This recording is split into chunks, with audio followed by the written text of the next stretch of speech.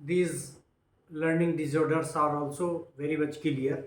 एक तो आप देख सकते हैं नन वर्बल, वर्बल का मतलब जहाँ अल्फ़ाबेट है, नन वर्बल सैम्बल वगैरह से जो चीज़ों को हम कम्युनिकेट करते हैं, समझते हैं, सो नन वर्बल लर्निंग डिसऑर्डर। और दूसरा आपका है लैंग्वेज, भी क्लियर है।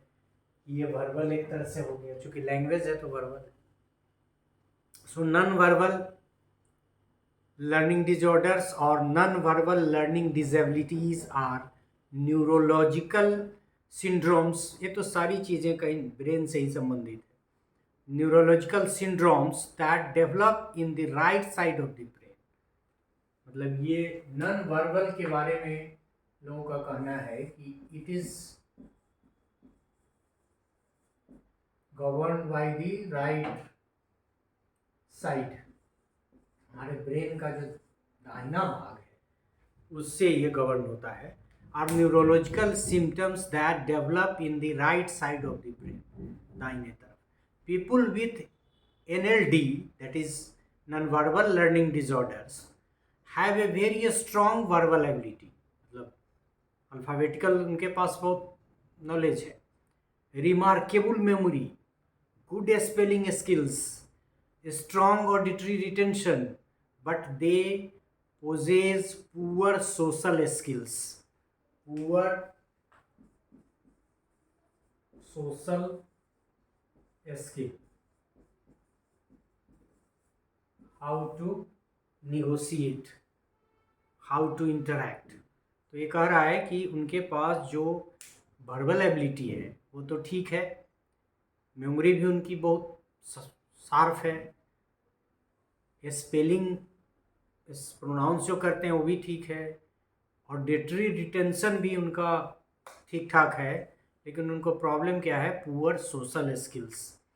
और उसी से संबंधित आपका ऑटिज्म है, उसकी चर्चा आगे होगी। They find difficulty in understanding facial expression and body language. मतलब मुख्य रूप से यदि हम इसको खोलें तो यह कि आपका जो चेहरा का आव भाव है, जिसको हम लोग फेशियल एक्सप्रेशन कहते हैं, इस फेशियल एक्सप्रेशन में को अंडरस्टैंड नहीं कर पाते हैं। गुस्सा, हंसी, मजाक एंड बॉडी लैंग्वेज। किसी का बॉडी लैंग्वेज क्या है? किसी के बॉडी लैंग्वेज को बहुत लोग रीड कर लेते हैं, बहुत लोग नहीं रीड कर पाते हैं, ये बिल्कुल नहीं कर पाते। Some people having non verbal learning disorders have poor coordination, balance problems and difficulty with fine motor skills। मतलब फाइन मोटर स्किल्स में भी उनको प्रॉब्लम मतलब आती है यदि वो नन वर्बल लर्निंग डिसऑर्डर के शिकार है। तो मुख्य रूप से ये राइट साइड में, और फिर यह पुअर सोशल स्किल से है, फेशियल एक्सप्रेशन को रीड नहीं कर पाते हैं, बॉडी लैंग्वेज को पहचान नहीं पाते हैं। And so far as language processing disorder is concern, learning language processing disorders is a subset of auditory processing disorder। हाँ, auditory कान वाला। According to Learning Disabilities Association of America, in language processing disorder there is difficulty in attaching meaning to sound groups। मतलब सिर्फ verbal की बात नहीं है, यदि किसी भी वर्ड के प्रोनाउंसिएशन से उसके मीनिंग को अटैच करना है तो इसमें भी कठिनाई होगी। कौन कह रहा है?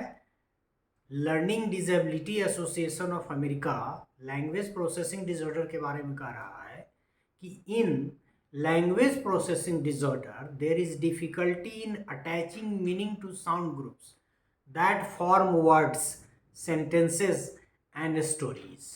मतलब कोऑर्डिनेशन इन वर्ड्स और सेंटेंसेस, प्रोनाउंसिएशन, स्टोरीज के बीच में वो नहीं कर पाते हैं। एक तो यह कि ये ऑडिटरी प्रोसेसिंग डिसऑर्डर का ही एक टाइप है। दूसरा यह कि ये लैंग्वेज से संबंधित इस तरह से है कि difficulty in attaching meaning to sound groups that form words, sentences and stories. तो ये कहीं ना कहीं ऑडिटरी से संबंधित है और लैंग्वेज से संबंधित है। दोनों के बीच में एक तारतम्य बैठाने में दिक्कत होती है। So language processing disorder. में मुख्य रूप से हमने देखा कि ये प्रोसेसिंग लैंग्वेज प्रोसेसिंग डिसऑर्डर में मुख्य रूप से क्या है, ये अटैच नहीं कर पाते हैं sound groups that from word sentences and stories. मतलब कोई नरेट कर रहा है तो उसको डिकोड उस रूप में नहीं करते हैं जिस रूप में करना है, और इसीलिए इसको ऑडिटरी प्रोसेसिंग डिसऑर्डर का टाइप कहा।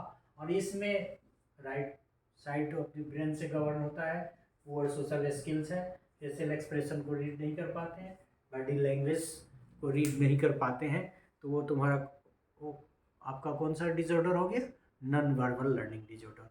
So this is all about NLD, that is non-verbal learning disorder, and LPD, that is language processing disorder. Thank you.